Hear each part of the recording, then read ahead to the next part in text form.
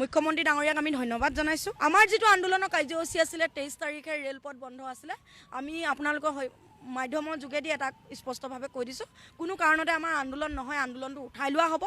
প্ৰথম কথা হৈছে আমাৰ NGOটো আমি কোনো কাৰণতে বনাব নিদিওঁ বুলি ইয়াত কৈছিলোঁ। যিকেইখন জিলাত আহিছে NGO বনাব দিয়া নহ'ব, আমি ৰান্ধনীসকলে কাৰ লগত থাকিম বুলি আমাৰ মনত ধাৰণা আহিছিলে যে NGO আহিলেও ৰান্ধনীসকলে খেদা খাব বা ৰান্ধনীসকলে ওলাই যাব, এনেকুৱা ধৰণৰ আমাৰ মাজত কিছুমান মানুহে জনাইছিলে। বিশেষকৈ কিছুমান মাষ্টৰো আমাক কৈছিলে, কিছুমান দল সংগঠনৰ মানুহো কৈছিলে যে আপোনালোকৰ চাকৰিটো যাবগৈ। প্ৰথম কথা হ'ল আজি যিখন আমাৰ আলোচনা হ'ল তাত শিক্ষামন্ত্ৰী ডাঙৰীয়াই স্পষ্টভাৱে কৈছে কোনো কাৰণতে ৰান্ধনীসকলৰ চাকৰিটো নাযায়, তেওঁলোকৰ চাকৰিটো থাকিব। মুখ্যমন্ত্ৰী ডাঙৰীয়াক আমি ধন্যবাদ জনাইছোঁ, শিক্ষামন্ত্ৰীক ধন্যবাদ জনাইছোঁ, আৰু শিক্ষামন্ত্ৰী ডাঙৰীয়াই ধুনীয়াকৈ লিখি দিছে কোনো কাৰণতে লিখি দিয়া হৈছে কোনো কাৰণতে NGO থাকিলেও ৰান্ধনীসকলৰ কামটো নাযায় বুলি শিক্ষামন্ত্ৰী ডাঙৰীয়াই স্পষ্টভাৱে কৈছে, আৰু তাৰ কাৰণে ধন্যবাদ জনাইছোঁ মুখ্যমন্ত্ৰী ডাঙৰীয়াক। আৰু লগতে আমাৰ মাননীটো আছিলে 1500 টকা, অসম চৰকাৰে দিয়া 500 টকা, আৰু আমাৰ চেণ্ট্ৰেলৰ পৰা দিয়ে 1000 টকা, সামান্য এটা মাননী।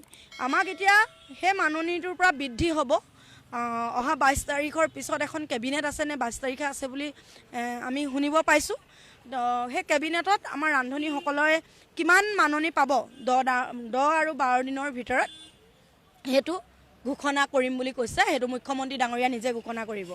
আৰু লগতে আমাৰ যিটো আমাৰ পেঞ্চন মেডিকেল আছিলে সেইখিনিও খুব সোনকালে হ'ব বুলি আমি ভাবিছোঁ, আশা কৰি আছোঁ। আৰু লগতে এটা কথাই কওঁ, আমাৰ মাননীয় মুখ্যমন্ত্ৰী ডাঙৰীয়াক মামাক, তেখেতক প্ৰথম আমি ধন্যবাদ জনাইছোঁ, তেখেতক আমি মিঠাই খুৱাইছিলোঁ।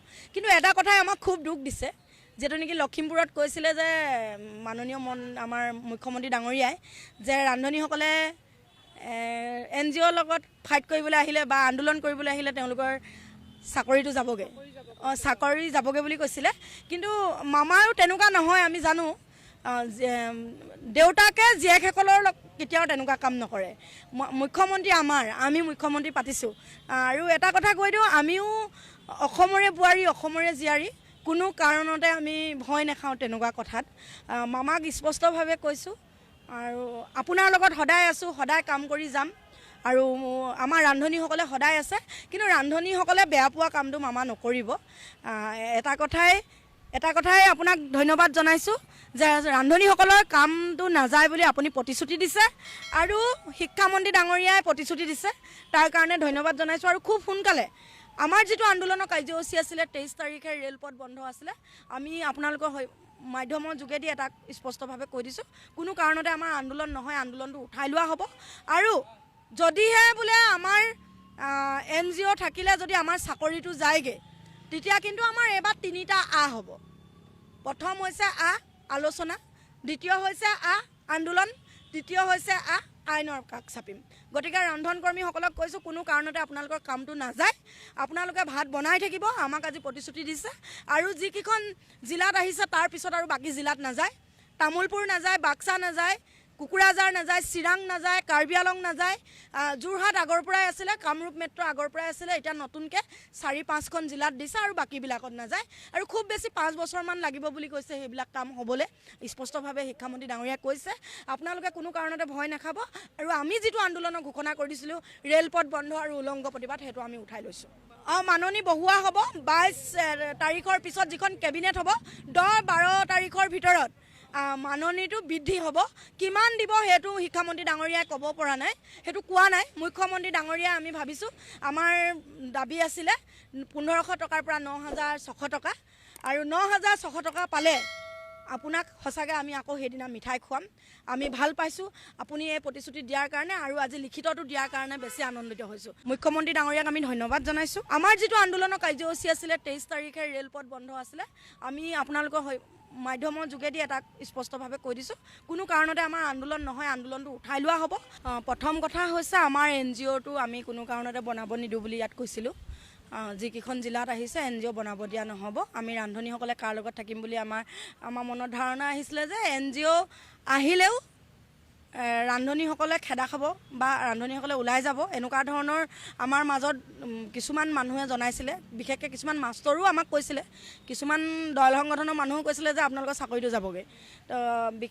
প্ৰথম কথা হ'ল আজি যিখন আমাৰ আলোচনা হ'ল তাত শিক্ষামন্ত্ৰী ডাঙৰীয়াই স্পষ্টভাৱে কৈছে কোনো কাৰণতে ৰান্ধনীসকলৰ চাকৰিটো নাযায়, তেওঁলোকৰ চাকৰিটো থাকিব। মুখ্যমন্ত্ৰী ডাঙৰীয়াক আমি ধন্যবাদ জনাইছোঁ, শিক্ষামন্ত্ৰীক ধন্যবাদ জনাইছোঁ, আৰু শিক্ষামন্ত্ৰী ডাঙৰীয়াই ধুনীয়াকৈ লিখি দিছে কোনো কাৰণতে লিখি দিয়া হৈছে কোনো কাৰণতে NGO থাকিলেও ৰান্ধনীসকলৰ কামটো নাযায় বুলি শিক্ষামন্ত্ৰী ডাঙৰীয়াই স্পষ্টভাৱে কৈছে, আৰু তাৰ কাৰণে ধন্যবাদ জনাইছোঁ মুখ্যমন্ত্ৰী ডাঙৰীয়াক। আৰু লগতে আমাৰ মাননীটো আছিলে 1500 টকা, অসম চৰকাৰে দিয়া 500 টকা, আৰু আমাৰ চেণ্ট্ৰেলৰ পৰা দিয়ে 1000 টকা, সামান্য এটা মাননী। আমাক এতিয়া সেই মাননীটোৰ পৰা বৃদ্ধি হ'ব। অহা 22 তাৰিখৰ পিছত এখন কেবিনেট আছে নে 22 তাৰিখে আছে বুলি আমি শুনিব পাইছোঁ। সেই কেবিনেটত আমাৰ ৰান্ধনীসকলে কিমান মাননী পাব 10 আৰু 12 দিনৰ ভিতৰত সেইটো ঘোষণা কৰিম বুলি কৈছে, সেইটো মুখ্যমন্ত্ৰী ডাঙৰীয়া নিজে ঘোষণা কৰিব। আৰু লগতে আমাৰ যিটো আমাৰ পেঞ্চন মেডিকেল আছিলে সেইখিনিও খুব সোনকালে হ'ব বুলি আমি ভাবিছোঁ, আশা কৰি আছোঁ। আৰু লগতে এটা কথাই কওঁ, আমাৰ মাননীয় মুখ্যমন্ত্ৰী ডাঙৰীয়াক মামাক তেখেতক প্ৰথম আমি ধন্যবাদ জনাইছোঁ, তেখেতক আমি মিঠাই খুৱাইছিলোঁ।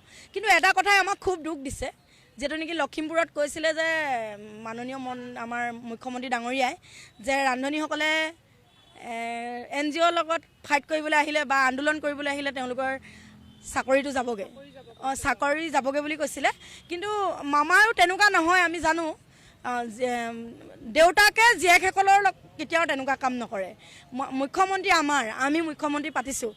আৰু এটা কথা কৈ দিওঁ, আমিও অসমৰে বোৱাৰী, অসমৰে জীয়াৰী, কোনো কাৰণতে আমি ভয় নাখাওঁ তেনেকুৱা কথাত। মামাক স্পষ্টভাৱে কৈছোঁ, আৰু আপোনাৰ লগত সদায় আছোঁ, সদায় কাম কৰি যাম। আৰু আমাৰ ৰান্ধনীসকলে সদায় আছে, কিন্তু ৰান্ধনীসকলে বেয়া পোৱা কামটো মামা নকৰিব। এটা কথাই আপোনাক ধন্যবাদ জনাইছোঁ যে ৰান্ধনীসকলৰ কামটো নাযায় বুলি আপুনি প্ৰতিশ্ৰুতি দিছে, আৰু শিক্ষামন্ত্ৰী ডাঙৰীয়াই প্ৰতিশ্ৰুতি দিছে, তাৰ কাৰণে ধন্যবাদ জনাইছোঁ। আৰু খুব সোনকালে আমাৰ যিটো আন্দোলনৰ কাৰ্যসূচী আছিলে 23 তাৰিখে ৰেলপথ বন্ধ আছিলে, আমি আপোনালোকৰ মাধ্যমৰ যোগেদি এটা স্পষ্টভাৱে কৈ দিছোঁ কোনো কাৰণতে আমাৰ আন্দোলন নহয়, আন্দোলনটো উঠাই লোৱা হ'ব। আৰু যদিহে বোলে আমাৰ NGO থাকিলে যদি আমাৰ চাকৰিটো যায়গৈ, তেতিয়া কিন্তু আমাৰ এইবাৰ 3টা হ'ব। প্ৰথম হৈছে আলোচনা, দ্বিতীয় হৈছে আন্দোলন, তৃতীয় হৈছে আইনৰ কাষ চাপিম। গতিকে ৰন্ধনকৰ্মীসকলক কৈছোঁ কোনো কাৰণতে আপোনালোকৰ কামটো নাযায়, আপোনালোকে ভাত বনাই থাকিব, আমাক আজি প্ৰতিশ্ৰুতি দিছে। আৰু যিকেইখন জিলাত আহিছে তাৰ পিছত আৰু বাকী জিলাত নাযায়, তামোলপুৰ নাযায়, বাক্সা নাযায়, কুকুৰাঝাৰ নাযায়, চিৰাং নাযায়, কাৰ্বি আলং নাযায়, যোৰহাট আগৰ পৰাই আছিলে, কামৰূপ মেট্ৰ' আগৰ পৰাই আছিলে, এতিয়া নতুনকৈ 4-5খন জিলাত দিছে, আৰু বাকীবিলাকত নাযায়। আৰু খুব বেছি 5 বছৰমান লাগিব বুলি কৈছে সেইবিলাক কাম হ'বলৈ, স্পষ্টভাৱে শিক্ষামন্ত্ৰী ডাঙৰীয়াই কৈছে। আপোনালোকে কোনো কাৰণতে ভয় নাখাব, আৰু আমি যিটো আন্দোলনৰ ঘোষণা কৰিছিলোঁ ৰেলপথ বন্ধ আৰু উলংঘ প্ৰতিবাদ, সেইটো আমি উঠাই লৈছোঁ। মাননী বহোৱা হ'ব 22 তাৰিখৰ পিছত যিখন কেবিনেট হ'ব, 10-12 তাৰিখৰ ভিতৰত মাননীটো বৃদ্ধি হ'ব। কিমান দিব সেইটো শিক্ষামন্ত্ৰী ডাঙৰীয়াই ক'ব পৰা নাই, সেইটো কোৱা নাই। মুখ্যমন্ত্ৰী ডাঙৰীয়াই আমি ভাবিছোঁ, আমাৰ দাবী আছিলে 1500 টকাৰ পৰা 9600 টকা, আৰু 9600 টকা পালে আপোনাক সঁচাকৈ আমি আকৌ সেইদিনা মিঠাই খুৱাম। আমি ভাল পাইছোঁ আপুনি এই প্ৰতিশ্ৰুতি দিয়াৰ কাৰণে, আৰু আজি লিখিতটো দিয়াৰ কাৰণে বেছি আনন্দিত হৈছোঁ।